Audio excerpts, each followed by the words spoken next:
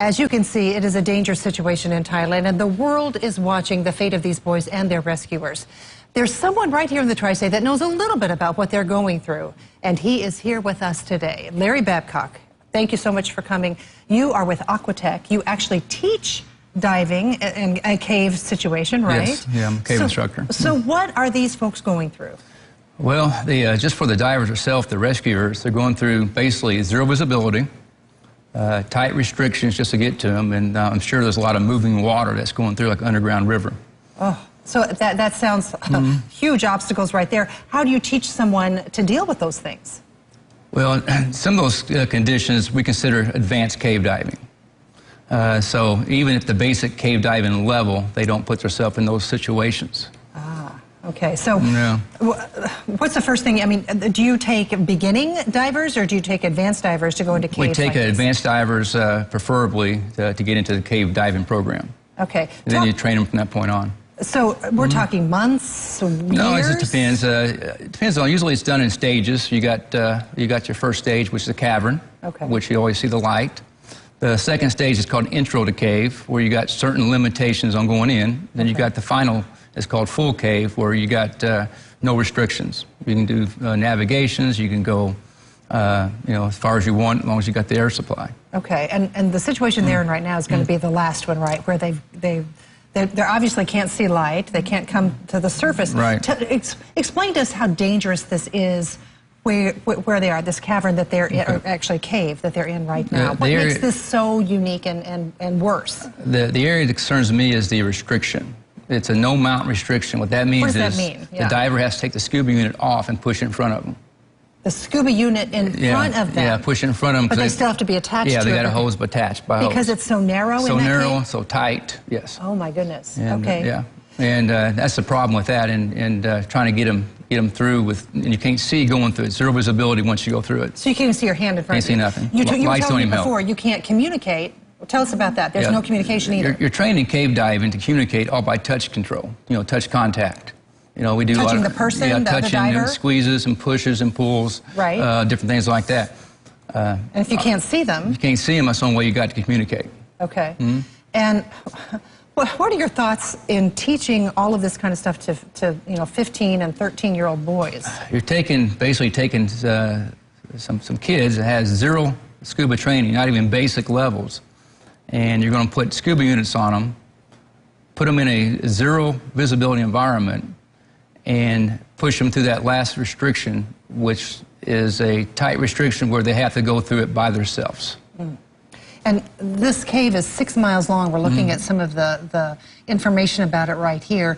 And we've heard that it takes some of these divers, like 6 hours to get back to where they are. And in fact, last night, one of them died. You were telling me earlier that you've had people, accomplished divers, try to go through your training and just opt out, right? Yeah, because you're a scuba diver, even instructors, overhead environment training is totally different. Yeah. It's a big mental aspect to get through, knowing that you can't go to the surface if you got a problem. Like if you were in the ocean, you could always go straight you can go to the up, surface. Yeah, exactly. But you can't do that in a cave. No. You got to go in the same way it came out. Some of this water is completely immersed. The whole cave opening is underwater. Yeah.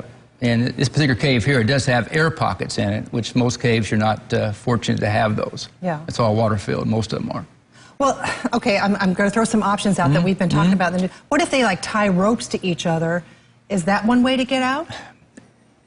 The problem is the mindset of the boys. If they get in there and go to a full-blown panic, which I've seen grown adults that were instructors went to panics before. So, if they get in that restriction and something happens and they end up blocking that restriction because of somebody panicking or whatever, it's going to be tough to get the rest of them out. So that could impede everybody, not just that one kid that might panic. Right. And then you got to worry about entanglement with the rope, because rope, in a water environment, a lot of it just floats and gets tangled up in equipment and parts of the body and different things like that. Do you have any advice? Do you have any thoughts as to how to handle this with these guys? I probably, would put them on scuba would be my last resort.